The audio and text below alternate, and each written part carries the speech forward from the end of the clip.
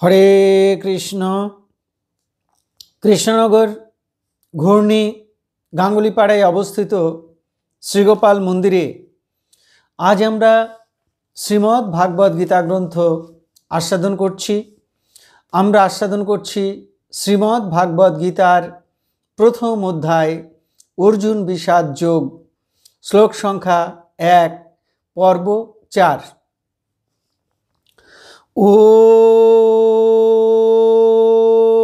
অখণ্ডমণ্ডলাকারং ব্যাপ্তং যেন চরাচরং তৎপদং দর্শিতং যেন তস্मै শ্রী গুরুবে নমঃ।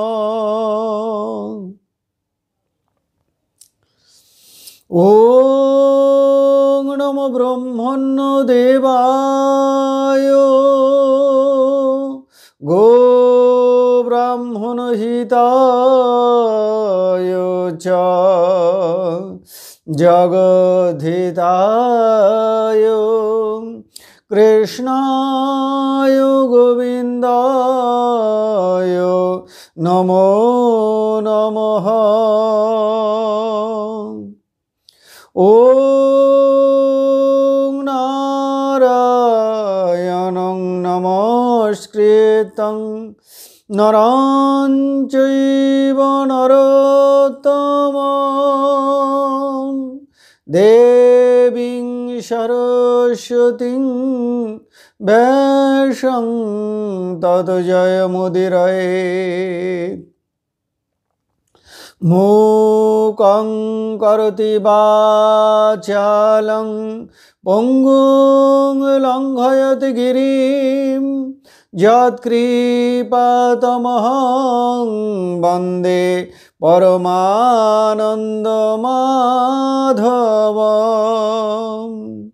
ওং সর্বমঙ্গলমঙ্গলে শিবে সর্বার্থসাধিকে শরণ্যে ত্র্যম্বকে গৌরী নারায়ণী নমস্তুতে। হরি ওং তৎসৎ।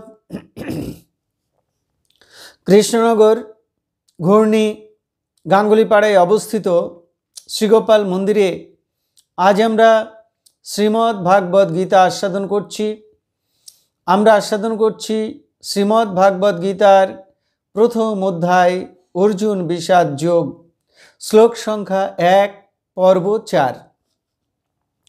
ইতিপূর্বে আমরা এই 1 নম্বর শ্লোকটি আস্বাদন করতে গিয়ে আলোচনা করেছি যে কুরুক্ষেত্রকে ধর্মক্ষেত্র কেন বলা হয়। আমরা আলোচনা করেছি কুরুক্ষেত্র কথার একটি অর্থ ইন্দ্রিয়ের বিচরণ ক্ষেত্র অর্থাৎ দেহক্ষেত্র। তারপরে আমরা আলোচনা করেছি যে এই কুরুক্ষেত্র কথার আরেকটি অর্থ হলো কুরুক্ষেত্র কর্মের ক্ষেত্র, চাষের জমি। তো এই চাষের জমি কুরুক্ষেত্র, দেহ একটা কুরুক্ষেত্র, দেহ একটা চাষের জমি। দেহটাকেও চাষ করতে হয়। দেহটাকে চাষ করে জ্ঞান, বৈরাগ্য, প্রেম, ভক্তি এই রূপ ফসল ফলাতে হয়। তো এই দেহক্ষেত্র কি করে চাষ করতে হয় সে প্রসঙ্গে আমরা পূর্বের দিন আলোচনা করেছি। আজকে আমরা এই প্রসঙ্গ অর্থাৎ দেহক্ষেত্র কি করে চাষ করতে হয় সেই প্রসঙ্গেই আলোচনা করব চৈতন্য চরিতামৃত অবলম্বন করে। এই দেহক্ষেত্র চাষ প্রসঙ্গে চৈতন্য চরিতামৃতে শ্রীমন গৌরাঙ্গ মহাপ্রভু শ্রী রূপ গোস্বামীকে শিক্ষাদান করেছিলেন। সেই কথাগুলি আমরা এখন আস্বাদন করছি। ব্রহ্মাণ্ড ভ্রমিতে কোনো ভাগ্যবান জীব গুরু কৃষ্ণ প্রসাদে পায় ভক্তিলতা বীজ। মালি হইয়া সেই বীজ করে আরোপণ, শ্রবণ কীর্তন জল করয়ে সেচন, উপাজিয়া বাড়েলতা ব্রহ্মাণ্ড ভেদি যায়, বিরজা ব্রহ্মলোক ভেদি পরবম পায়। তবে যায় তদুপরি গোলক বৃন্দাবন, কৃষ্ণচরণ কল্প বৃক্ষে করে আরোহণ। তাহা বিস্তারিত হইয়া ফলে প্রেম ফল, ইহা মালি সেচে নিত্য শ্রবণাদি জল। শ্রীমন গৌরাঙ্গ মহাপ্রভু শ্রী রূপ গোস্বামীকে বললেন, মানুষ কতবার জন্মগ্রহণ করে তার ঠিক নেই। 84 লক্ষ যোনি ভ্রমণ করতে হয় জীবকে।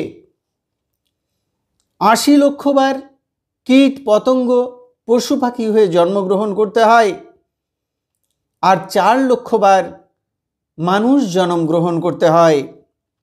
এইভাবে বহুবার জন্ম নিতে নিতে কোনো জন্মে যদি সাধুগুরু বৈষ্ণবের সঙ্গ পায়, সেই জন্মে সাধু সঙ্গের ফলে ভগবান শ্রীকৃষ্ণের কৃপায় ভক্তি বীজ লাভ করে। নিজে মালি হয়ে সেই বীজ হৃদয়ে রোপণ করতে হয়, আর সেই ভক্তিলতা বীজ যাতে অঙ্কুরিত হয় সেজন্য রোজ তাতে জল সেচন করতে হয়। কি জল সেচন করতে হয়?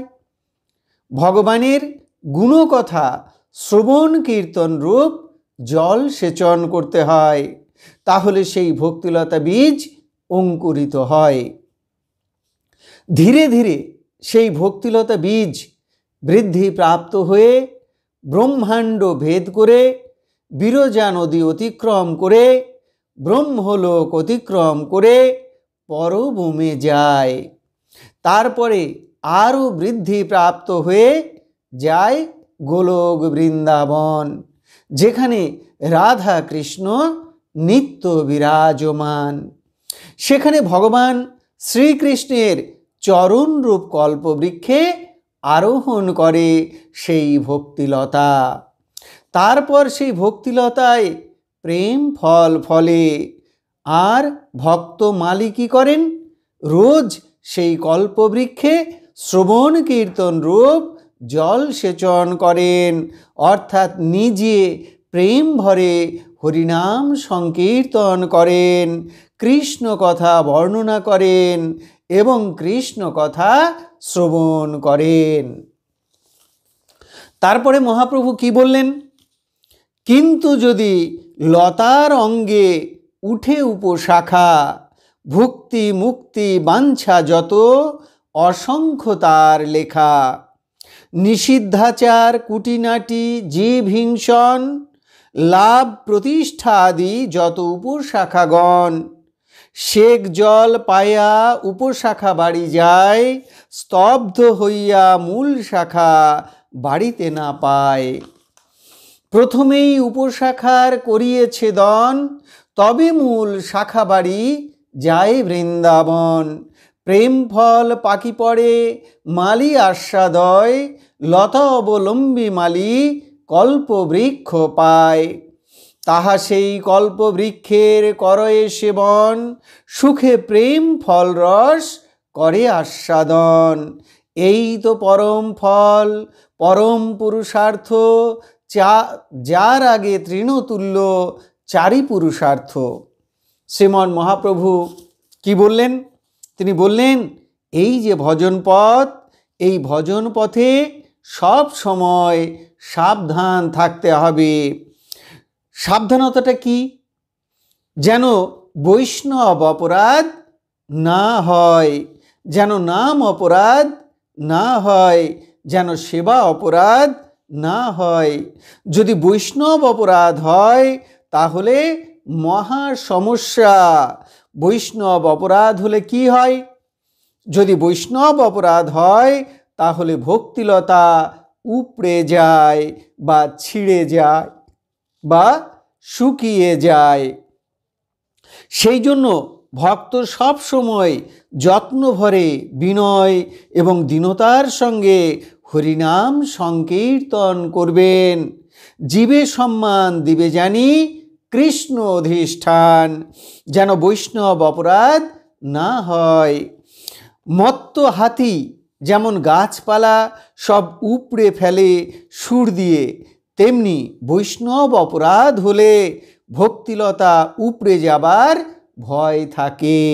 তাই সর্বপ্রযত্নে বৈষ্ণব অপরাধ পরিহার করতে হবে। চৈতন্য চরিতামৃত বলছেন না মহাপ্রভু, যে ত্রিনাদপি শুনিছেন তররীব সহিষ্ণুনা অমানিনা মানদেন কীর্তনিয়া সদা হরি। অনেক সময় ভক্তিলতার গায়ে উপশাখা জন্মে। কি সেই উপশাখাগুলি? সেগুলি হলো ভোগ বাসনা, মুক্তি বাসনা, মোক্ষ বাসনা, জীব হিংসন, নাম যশ খ্যাতি প্রতিষ্ঠার বাসনা ইত্যাদি।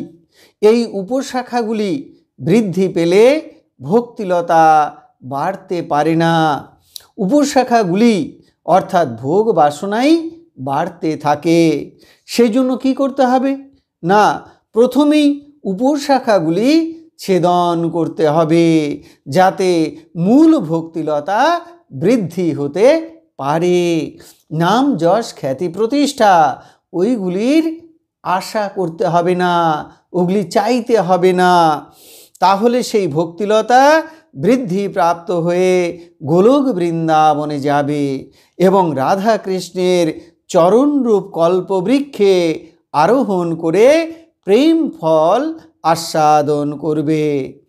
সেই প্রেম ধন ধর্ম, অর্থ, কাম, মোক্ষ এদের থেকেও বড়। এগুলি থাকলে এই যে ধর্ম, অর্থ, কাম, মোক্ষ ভোগের বাসনা যদি থাকে, তাহলে প্রেম আস্বাদন করা যায় না। প্রেম সম্পূর্ণ স্বতন্ত্র, প্রেমই সব থেকে বড়। একে বলা হয় পঞ্চম পুরুষার্থ। এই প্রেম ফল পেলে মানুষ আর কিছু চায় না, ভগবান তার প্রেমের বশীভূত হয়। তখন ভক্ত ভগবানের নাম গায়, গুণগান গায়, প্রেমে হাসে, কাঁদে, নাচে, গায়, গড়াগড়ি যায়। হরে কৃষ্ণ কৃষ্ণ কৃষ্ণ হরে হরে, হরে রাম রাম রাম হরে হরে।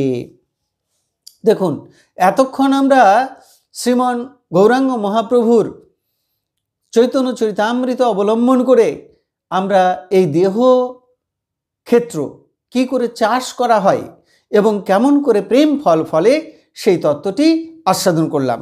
এখন এই দেহক্ষেত্র চাষ প্রসঙ্গে আমরা ভগবান বুদ্ধের একটি লীলা কথা স্মরণ করছি।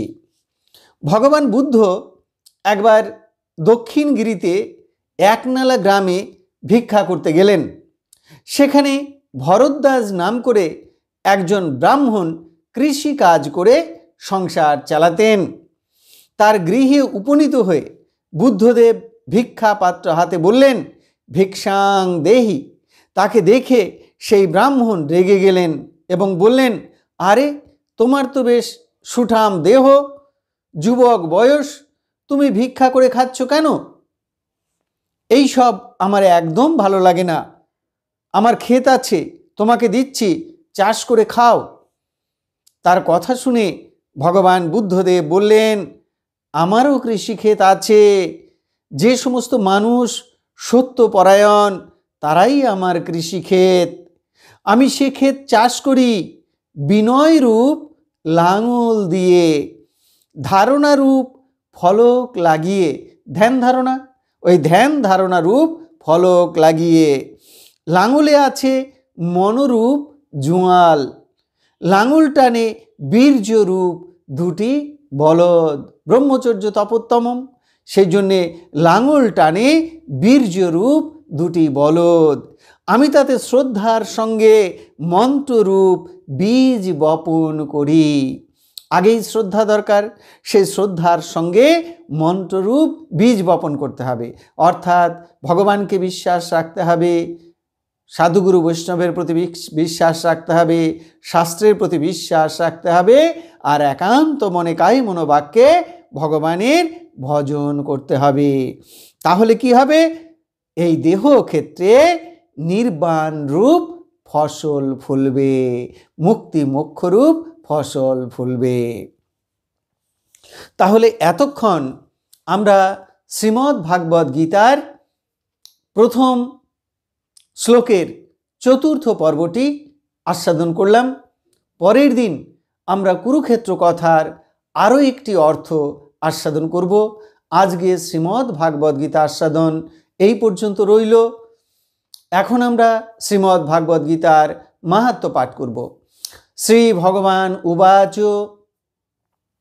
গীতামে হৃদয়ং পার্থ গীতামে সারমুত্তমম গীতামে জ্ঞানমত্তগ্রং গীতামে জ্ঞানমব্যয়ম গীতামে চৌত্তমম স্থানম গীতামে পরমম পদম গীতামে পরমং গুহ্যং গীতামে পরম গুরুঃ গীতাশ্রয়ে অহং তিষ্ঠামি গীতা জ্ঞানং সমাশ্রিত্যং ত্রিলোকিং পালয়ামি অহম গীতা নামানি বক্ষ্যামি গুহ্যানি শৃণু পাণ্ডব কীর্তনাৎ সর্বপাপানি বিলয়ং জানতি তৎক্ষণাৎ গঙ্গা গীতা চ সাবিত্রী সীতা সত্তা পতিব্রতা ব্রহ্মা বলি ব্রহ্মবিদ্যা ত্রিসন্ধ্যা মুক্তিগেহিনী অর্ধমাত্রা চিদানন্দা ভবগ্নি ভ্রান্তি নাশিনী বেদত্রয়ী পরানন্দা তত্তার্থ জ্ঞানমঞ্জরি ইত্যেতানি জপে নিত্যং নরনিশ্চল মানসঃ জ্ঞান সিদ্ধিং লভে নিত্যং তথান্তে পরমম পদম। হরি ওম তৎসৎ। এখন আমরা ভগবান শ্রীকৃষ্ণের চরণে প্রার্থনা জানাবো। হে কৃষ্ণ কৃপা সিন্ধু, এই নাও তুমি আমার দেহ, এই নাও তুমি আমার মন, এই নাও তুমি আমার প্রাণ, এই নাও তুমি আমার আত্মা, এই নাও তুমি আমার জীবন যৌবন যথা সর্বস্ব। হে কৃষ্ণ কৃপা সিন্ধু, তোমার আতুল চরণে আমাদের শুদ্ধা ভক্তি দাও, ব্রহ্মজ্ঞান দাও। হে কৃষ্ণ কৃপা সিন্ধু, তুমি পিতা, তুমি মাতা, তুমি পুত্র, তুমি কন্যা, তুমি স্থাবর জঙ্গম কীট পতঙ্গ লতাপাতা, রূপে রূপে প্রতিরূপে তুমি বিরাজিত।